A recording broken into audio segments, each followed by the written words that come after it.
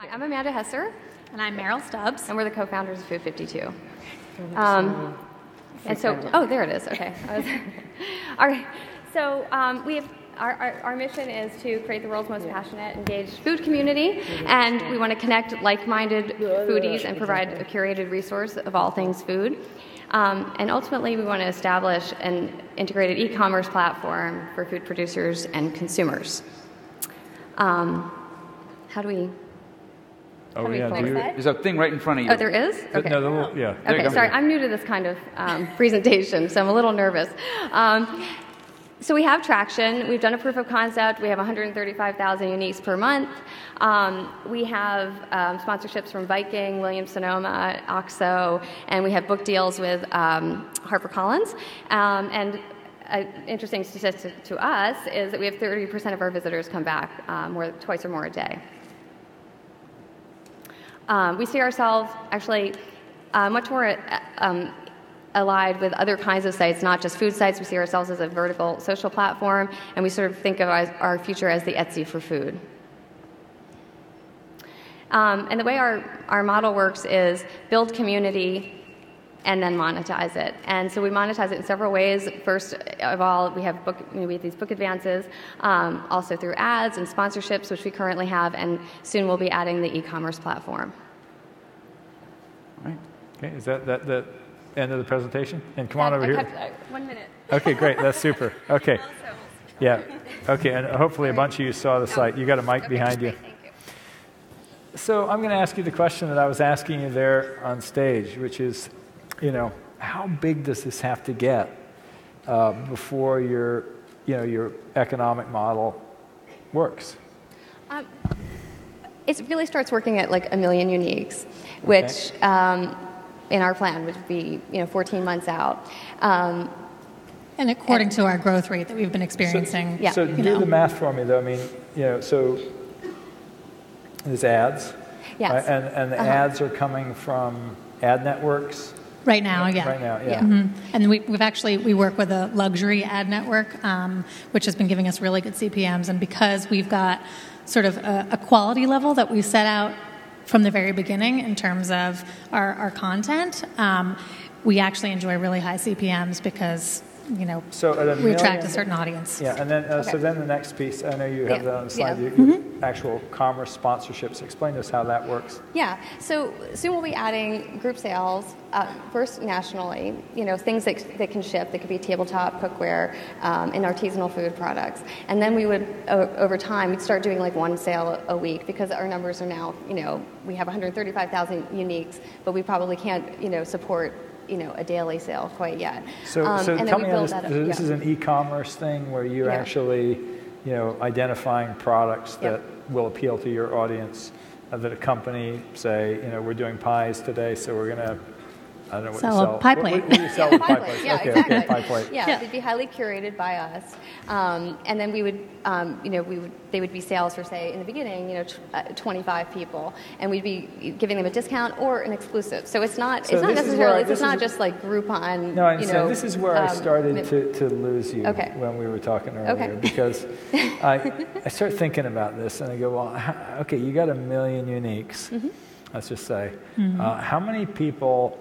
And you out of those 1 million uniques, how many people do you think are interested in any particular product that you're going to have on offer?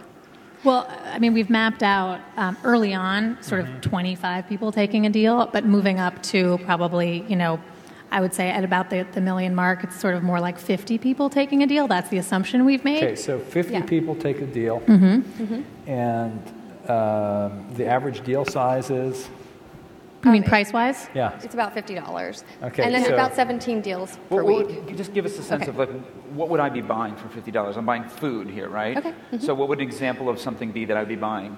Well, it could be a paella pan, for instance. Oh, I see. Yeah, it doesn't have cookware. Yeah. Could it be actual food? Yes, it could be.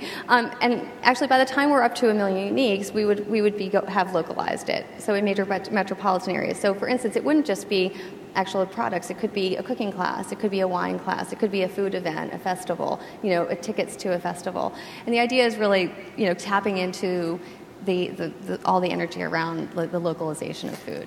So again, I'm just trying to press a little bit on this. Yeah, sure. You got this Please do. $50 product that you're selling to 50 people at 1 million uniques. So that's $2,500. The margin on that is 25%. Okay, so you're going to get, $600. And you're going to do this how often? 17 deals a week about at that point. 17 deals a week, so $600 times 17 is, about $10,000, so $40,000 a month. So $400,000 a year. What does it cost you to actually, get those deals? And to find the products, source them, make the connection, with the vendor. I mean, how's all that going to work? I mean, I guess what I'm really trying to get at here is there's things that you can do, and again, for me, I ask, is that really a good business? And a good business, I mean, there's two kinds of good business. Paul Hawken once said a good business is a business with interesting problems, and a bad business is one with uninteresting problems. And that sounds like a really uninteresting problem to me. Actually, there is a really interesting problem in food, actually. And but it's more like sourcing all those products at relatively low margins, to come up with, 17 interesting products a week that match with your, and go out and find them, make the deal with whoever supplies them. Again, how are you going to handle it? And maybe it is somebody who says, oh yeah, here's a supplier, Williams-Sonoma is going to be our supplier for all this stuff, and it's just, we've set up the relationship and bang, we just click. But without that, I'm just trying to understand how that works in real life. Okay, well, I think that just to take a step back, we love food. Yeah. Okay, and we are surrounding ourselves with people who are totally passionate about food. There's been a food movement, a food revolution in this country going on. And it's like, that's really what we're tapping. We want to aim for those people who actually, it's not only just about buying that product, it's actually about supporting their local food producers, their local food community. Because there is actually a social I love that about element. You. I mean, but that drives the size of your business. Yes. The size of your audience, the size of the people you reach. Yeah. But it doesn't drive the economics of, again, I'm not saying that the economics won't work. I just want to understand how well you've thought them through, because there are a lot of things that you can do, and they just, it's just like, wow, it's a lot of work for, relative to the amount of money that you get. And again, maybe, so then the question is, okay, if that generates $400,000 a year, that's nice incremental revenue, and if you get to 10 million, uniques, it's 4 million. Is that a good business still? And again, so I'm just sort of trying to push you on your business model and where the revenue comes from. And it's really good to experiment. And I you may be right, but I've experienced this around my own company where, there's just people who just aren't doing the math of how much work it is for $1 of return, so I just want to make sure you're thinking about that. Yeah, definitely. I mean, I think once we continue up above 1 million uniques, I mean, at 3.5 million uniques, which is in our financials would be the end of the second year, then you're making $250,000 a month. Still, it may not work, but our thinking, the mapping out that we've done, and also we've taken a conservative view compared to, for instance, the group buying companies, which take a larger share. And it might be that once we get bigger, we can get more leverage. We can get more leverage, but we tried to sort of look at the numbers with a conservative view in mind. So I'm dominating this. You got to ask your questions. You had a good line of questioning there. A related question. This is going to be the numbers-oriented conversation. How much capital will it take you to get there, right? Because if you have a business that can do $3 million a year revenue, but it only takes you $200,000 or $300,000 to build it, that's not necessarily a bad thing. It's not going to be good for a venture capital firm that wants to invest $3 or $5 or $7 million, but it might be a very good thing for a group of angels. So do you think that you could get to those kinds of numbers, 1 million uniques or 3 million uniques, on a relatively small amount of money? Yes, we do think so. How much are you trying to raise? We're raising 750. And that'll get you to? That should get us through, month 14. Month 14. But if we find that the sort of pickup. And at what month do you break even? Month 14. Okay, so literally that might be all the money you need. We've got it down to 0. Like we have 10 cents left. This is the last round. How many times have you heard that? This is the only round of financing they need. No, I mean, obviously we know that if things really take off, which is what we hope, then we'll need to raise more money. But the other point, too, that I just want to go back to is we've just been talking about the e-commerce piece for the last couple minutes and just doing the math for the e-commerce piece. Yeah. But the advertising and the sponsorships also increase quite significantly so they supplement the revenue. And the other thing that we also didn't even get into is that like what we see is kind of like our third phase of our commerce plan, which is where we give our community the tools to create sales locally, which could scale anywhere, and then removes the cost of a salesperson. Yeah. The other thing I would just sort of say about any e-commerce business is, one of the questions in any business is where does the leverage come from?